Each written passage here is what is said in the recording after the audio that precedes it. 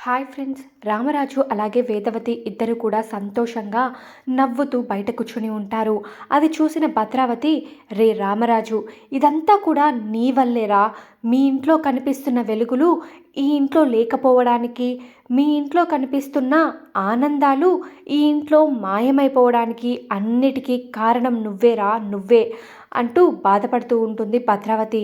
ఇక అప్పుడే అక్కడికి విశ్వ వస్తాడు. భద్రావతితో, ఏంటత్తా బాధపడుతున్నావు అని అడిగితే, నేను ఇప్పుడు బాధపడడం ఏంటిరా, 25 నుంచి నా చెల్లిని తలుచుకొని రోజు బాధపడుతూనే ఉన్నాను.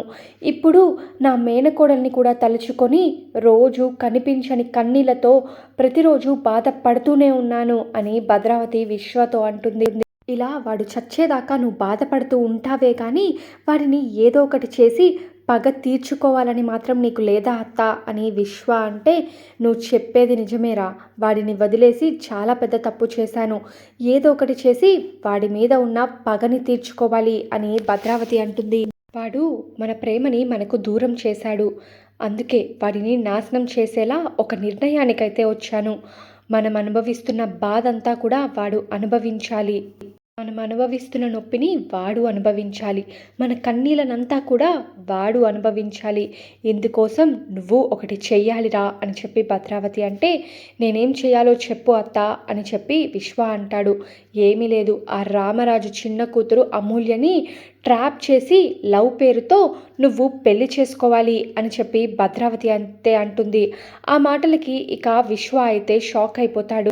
ఏం మాట్లాడుతున్నావత్తా, వాళ్ళు మన శత్రువులు, వాడి కూతుర్ని పెళ్లి చేసుకోమంటావేంటి, ఏం మాట్లాడుతున్నావో నీకు అర్థమవుతుందా అని విశ్వ అంటే, వాడి కూతుర్ని పెళ్లి చేసుకోమన్నది నువ్వు కాపురం చేయడానికి కాదురా, వాడిని చావు దెబ్బ కొట్టడానికి అని చెప్పేసి భద్రావతి అయితే అంటుంది. వాడి కూతురు ఈ ఇంట్లో పెట్టే కన్నీళ్ళకి వాడు ఎంతలా బాధపడాలంటే అంతలా బాధపడాలి. వాడి కూతురు బాధపడుతుంటే వాడు గిలగిలా ఏడవాలి అని చెప్పి అంటుంది. అప్పుడే నా చెల్లెల్ని దూరం చేసుకున్న బాధ, ఇప్పుడు నా కూతురు లాంటి మేనకోడల్ని దూరం చేసుకున్న బాధ అన్నిటికీ కూడా ఒక అర్థం ఉంటుంది. వాడికి కూడా అర్థమవుతుంది నా బాధ ఏంటో, అప్పుడు వాడికి కూడా తెలుస్తుంది అని భద్రావతి అయితే అంటుంది. ఆ రామరాజు గాడు, వాడి కుటుంబం అంతా కూడా నేను పడే బాధని అనుభవించాలి, నాశనం అయిపోవాలి. విశ్వ ముందు నుంచి చేస్తే అది యుద్ధం, వెనక నుంచి పొడిస్తే అది మోసం. ఏదైనా సరే మనమైతే యుద్ధంలో గెలవాల్సిందే అని చెప్పి భద్రావతి అయితే అంటుంది. రే విశ్వ, ముళ్ళుని ముళ్ళుతోనే తీయాలి. ఆ ధీరజ్ కాడు నీ చెల్లిని ట్రాప్ చేసి ఎలాగోలా ఆ ప్రేమని అయితే పెళ్లి చేసేసుకున్నాడు. అందుకే నువ్వు కూడా ఆ రామరాజు గాడి కూతురు ధీరజ్ చెల్లిని కూడా ఇలాగే లవ్లో ట్రాప్ చేసి పెళ్లి చేసుకో. అప్పుడు నేనేం చేస్తానో చూడు, ఆ రామరాజు గారిని గిరగిరా తిప్పుతా అని చెప్పి భద్రావతి అయితే విశ్వతో అంటుంది. ఆ మాటలకి సరే అత్త, అలాగే చేస్తాను అని చెప్పి విశ్వ అయితే చెప్పేస్తాడు. ఇంకా మరోపక్క ప్రేమ అయితే బయట కూర్చొని కళ్యాణ్ అనిన మాటలన్నీ కూడా తలుచుకుంటూ బాధపడుతూ ఉంటుంది. ఇక అటుగా నర్మద అలాగే వేదవతి ఇద్దరు కూడా వెళ్తూ ఉంటారు. ప్రేమని చూసి ఏమైంది అన్నట్టుగా ఒకరి ముఖాలు ఒకరు చూసుకుంటూ, ఏమీ లేదు నాకు తెలియదు అనుకుంటూ ఇక ప్రేమ పక్కనైతే కూర్చుంటారు. ఇక ఒకరినొకరు చూసుకొని ప్రేమతో ఇలా మాట్లాడించడానికి ఇలా అనుకుంటూ ఉంటారు. ఇక వేదవతి, ఓహో గవర్నమెంట్ కోడలు, నీకొకటి తెలుసా, పైన ఎన్ని చుక్కలున్నాయో నీకేమన్నా తెలుసా అని చెప్పి వేదవతి అంటే, చెప్పండి హోమ్ మినిస్టర్ అత్తయ్య గారు, నాకెలా తెలుస్తుంది చెప్పు, మీ మేనకోడలు ప్రేమను అడగండి, తనైతే చెబుతుంది అని చెప్పి నర్మద అంటే, నా కోడలు ప్రేమకి అయితే ఎన్ని చుక్కలున్నాయో తెలుసా అని చెప్పి అంటుంది వేదవతి. తెలుసు, ఇందాకటి నుంచి ప్రేమ బయట కూర్చొని ఇప్పటి వరకు ఒక 4-5 సార్లు అయితే ఎన్ని నక్షత్రాలు ఉన్నాయో లెక్క పెట్టేసి ఉంటుంది. అందుకని మీరు ప్రేమని అడగండి, ఎన్ని నక్షత్రాలు ఉన్నాయో కరెక్ట్గా చెప్పేస్తుంది అని నర్మద అంటుంది. ప్రేమ, చెప్పమ్మా ఎన్ని నక్షత్రాలు ఉన్నాయో, నువ్వు లెక్కపెట్టిన దానికి ఎన్ని నక్షత్రాలు తేలాయో చెప్పు అని చెప్పి వేదవతి అయితే ప్రేమని అడుగుతుంది. ఇక ప్రేమ సైలెంట్‌గా ఉండడంతో వేదవతి "అమ్మా గవర్నమెంట్ కోడలా, చందమామ ఎందుకు ఎప్పుడూ ఆకాశం మీదే ఉంటుంది" అని అడిగితే, "ఎందుకంటే చందమామ కిందకి వస్తే కాంపిటీషన్ ఎక్కువైపోతుంది కదా అత్తయ్య, అందుకే" అని నర్మద అంటుంది. "కాంపిటీషనా? అదేంటి?" అని వేదవతి అడిగితే, "కాంపిటీషనే అత్తయ్య. ఎందుకంటే ప్రేమ చందమామలాగా చాలా బాగుంటుంది కదా, ఇక చందమామ కిందకి వస్తే చందమామని ఎవ్వరూ చూడరని ఇక కాంపిటీషన్ ఎక్కువైపోతుందని చందమామ కిందకి రాదు" అని ప్రేమ అంటుంది. "అవునా, ఇక ప్రేమ చందమామ కాదు వెన్నెల కంటే కూడా ఇంకా అందంగా ఉంటుంది" అని వేదవతి అంటే, ఇక ప్రేమ ఆ మాటలకి చిన్నగా నవ్వుతూ, ముసిముసి నవ్వులు నవ్వుతూ ఆనందపడుతూ సిగ్గుపడుతూ ఉంటుంది. "నవ్వేశావా? నవ్వేశావా? ఓ మై స్వీట్ సిస్టర్, నువ్వు ఎప్పుడు ఇలాగే నవ్వుతూ ఉండాలి. అయినా నిన్ను 2 రోజుల నుంచి చూస్తున్నాను. ఎందుకో టెన్షన్ పడుతున్నావు, చాలా బాధపడుతున్నావు. ఏమైంది అసలు" అని నర్మద ప్రేమని అడుగుతుంది. "చెప్పే, నీకంత పెద్ద కష్టం ఏమొచ్చింది" అని వేదవతి కూడా ప్రేమని అడుగుతుంది. ఇక ప్రేమ సైలెంట్గా ఏమీ మాట్లాడకుండా ఉంటుంది. ఇక నర్మద వచ్చేసి, నీకు మేమిద్దరం బెస్ట్ ఫ్రెండ్స్ కదా, మరి నువ్వు చెప్పాలి కదా, ఏం జరిగినా నువ్వు మాతోనే కదా షేర్ చేసుకోవాలి" అని నర్మద అంటూ, "చెప్పండి అత్తయ్య, మనం బెస్ట్ ఫ్రెండ్సే కదా ప్రేమకి" అని అంటే, "మనమేమో బెస్ట్ ఫ్రెండ్స్ అని అనుకుంటున్నామే, కానీ ఈవిడ గారు మనల్ని తన ఫ్రెండ్స్ అనుకుంటుందో లేదో మనకి తెలియదు కదా, అంటే అన్నానంటావు కానీ నేను ఎవరినే, నీ మేనత్తని. మేనత్త అంటే ఎవరు? తల్లి తర్వాత తల్లి, ఇంకా చెప్పాలి అంటే తల్లి కంటే కూడా ఎక్కువ. అలాంటిది నీ బాధ ఏంటో నాకు చెప్పుకోలేవా?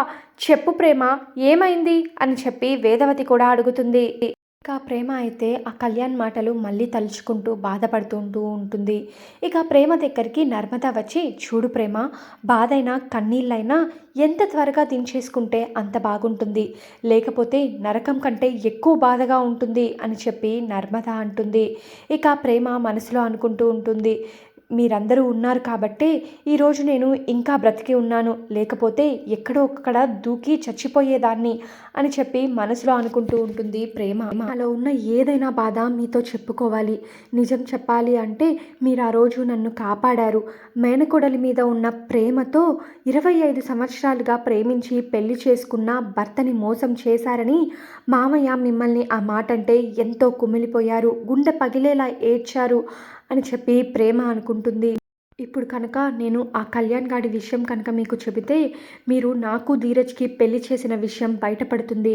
అప్పుడు మామయ్య గారి దృష్టిలో మరోసారి మీరు మోసం చేసిన వ్యక్తిలా అలాగే నిలిచిపోతారు. అప్పుడు మీరు చాలా బాధపడతారు. ఆ బాధని తట్టుకోలేరు. అందుకే నేనేమీ మీకు చెప్పలేను, ఏమీ చెప్పలేను" అని మనసులో అనుకుంటూ ఉంటుంది ప్రేమ.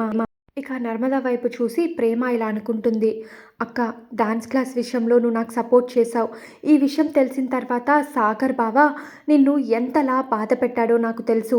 నీతో కొన్ని రోజులు మాట్లాడను కూడా మాట్లాడలేదు. అప్పుడు నువ్వు చాలా బాధపడ్డావు. అందుకే ఈ విషయాలేవి నేను మీకు చెప్పి బాధ పెట్టాలనుకోవట్లేదు.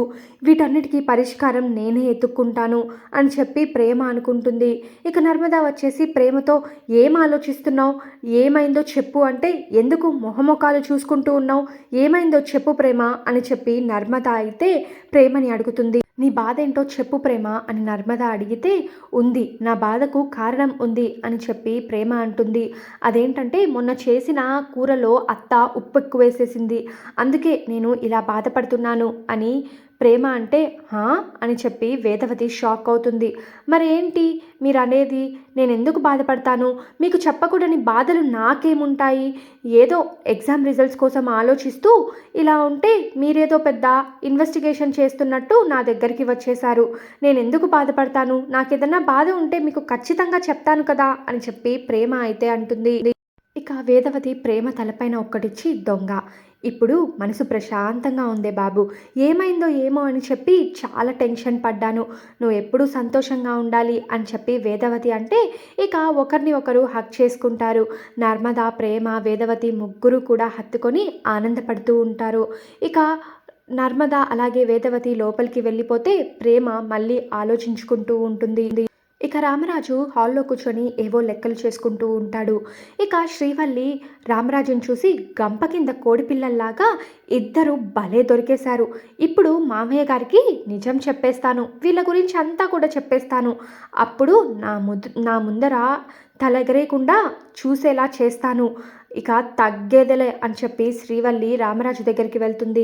ఇక శ్రీవల్లి రామరాజు దగ్గరికెళ్ళి మామయ్య గారు అని చెప్పబోతూ ఆగిపోతుంది. మనసులో ఇలా అనుకుంటుంది, ఈ నర్మదా ప్రేమల్ని గుక్క తిప్పుకోనీయకుండా బాగా ఇరికిచ్చేయాలి. అప్పుడే నా పగ చల్లారుతుంది. కానీ ఆధారాలతో చూపించాలి. ఇలా మాటలతో కనుక నేను మామయ్య గారికి చెప్తే వీళ్ళు మళ్ళీ నా మీదే ఏదో ఒకటి చెప్పేస్తారు. అప్పుడు నా గురించి నిజం తెలిసిపోతే ఒక కోయిల ముందే కూసిందంటూ నా గురించి నిజం తెలిసిపోతుంది. అప్పుడు వాళ్ళు కాదు నేనే చిక్కుల్లో పడతాను. అందుకే ఆధారాలు తీసుకొని అప్పుడు వీళ్ళని ఇరికించాలి. ఇలా మాటలతో చెప్తే నమ్మకాలు కుదరవు అని చెప్పి శ్రీవల్లి మనసులో అనుకుంటూ ఉంటుంది. ఇక రామరాజు, అమ్మ శ్రీవల్లి ఏంటమ్మా ఏదో చెప్పాలని వచ్చి నీలో నువ్వే ఆలోచిస్తున్నావేంటి అని చెప్పి రామరాజు అయితే అంటాడు. అమ్మ శ్రీవల్లి అంటుంటే ఇక శ్రీవల్లి ఉలిక్కిపడి చెప్పండి మామయ్య గారు అని చెప్పి రామరాజుతో అంటుంది. ఏంటమ్మా నన్ను చెప్పండి అంటున్నావు? నువ్వే నా దగ్గరికి వచ్చి ఏదో చెప్పబోతూ ఆగిపోయావు.